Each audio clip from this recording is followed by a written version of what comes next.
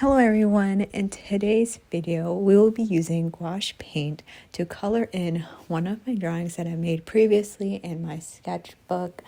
This sketch right here is the one that we will be coloring in today, so let's jump right into it. The first step of this entire painting process is obviously first to create the colors that I need. So this paint set comes with a color wheel that is actually pretty handy. On the edge of the painting wheel is the colors of each of the paint tubes, and then inside the color wheel is the colors that you can create by mixing two of those colors. So you can spin this wheel and it will show you, like, if you mix these two colors together, you'll get this color.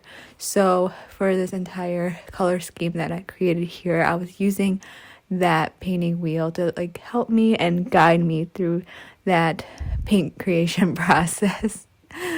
And the really funny thing about using that wheel is that on the edge, there were some colors that there were actually no paint tubes for.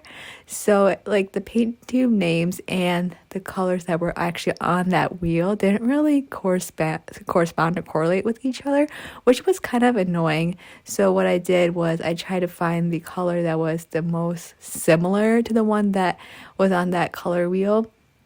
And I tried to do my best, but overall, I think I'm pretty happy with it. The color that really surprised me the most was the skin color. Never in a million years would I think that mixing red and green would create this skin tone. Whenever I create colors, I just keep it very simple and I just add a little bit of white, a little bit of black to darken up a color, but that's about it.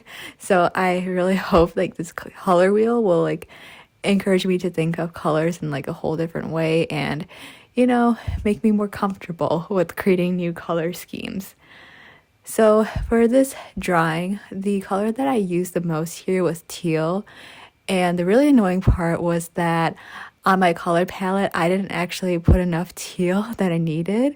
So kind of towards the end, as I was trying to finish up the painting of the jacket, I was running out of the teal color. So what I was trying to do was add a little bit more water to my brush so that I could kind of dilute the paint and have more of that color. So if you see a little bit of patchiness on the jacket, now you know why. The brush that I'm using is the Pentel brush, so it actually has water inside of the, what do you call it, the barrel. So you twist it and then you open it up and you fill water in that barrel, and then you close it back up and it's ready to use. And if you ever need water, you just squeeze the barrel so the water will come out of the bristles. So you don't even need a cup of water and then dip the brush in that water. All of those steps are eliminated, which is really nice. So yeah, and then here I am coloring in the shorts with this dark purple.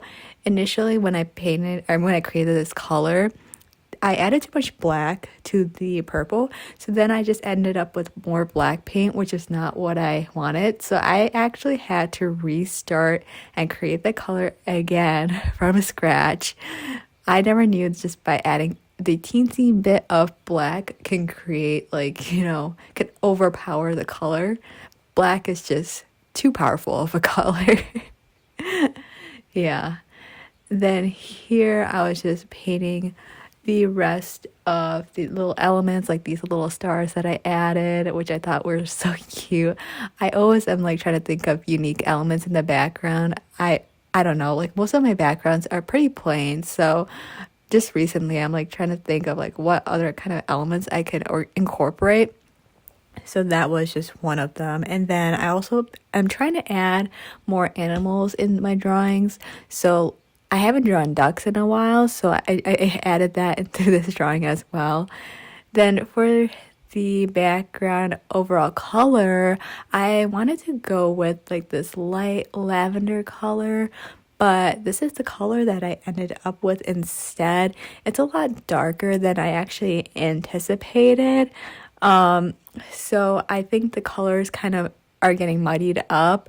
and there's not much contrast between like number one, the hair, and then also number two, the teal jacket. So yeah, sometimes what I have imagined in my mind is not what's really translating onto the piece of paper, which is all right, right? Because art is just experimentation, is more of a journey. I mean, now next time I know how to mix the colors, and I know that like to add more white next time. So yeah, everything's all right.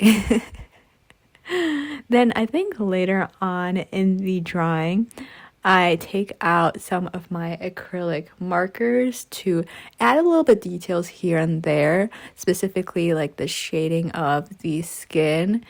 I was trying to find like the closest color to the skin tone, and I found like this metallic color, which is actually having like a lot of shine, and it's reflecting off the camera, so it's kind of hard to see.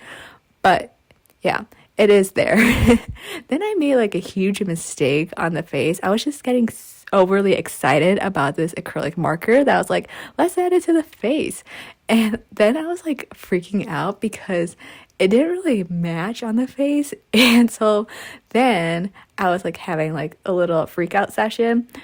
I was literally looking for like an acrylic marker that could be as close to the skin tone, and then like trying to cover up that red that I put on the face. So I think overall I was able to cover it up pretty well, so I'm pretty happy with that. I think what really helped too was that the gouache was still wet underneath, so maybe like all the colors just like kind of mixed together. So I'm glad that that was all sorted out. And I just have to sometimes remind myself, like, even if I do mess up on the face, it's not at the end of the world. I could always put a piece of paper over it and just like redo that area, you know.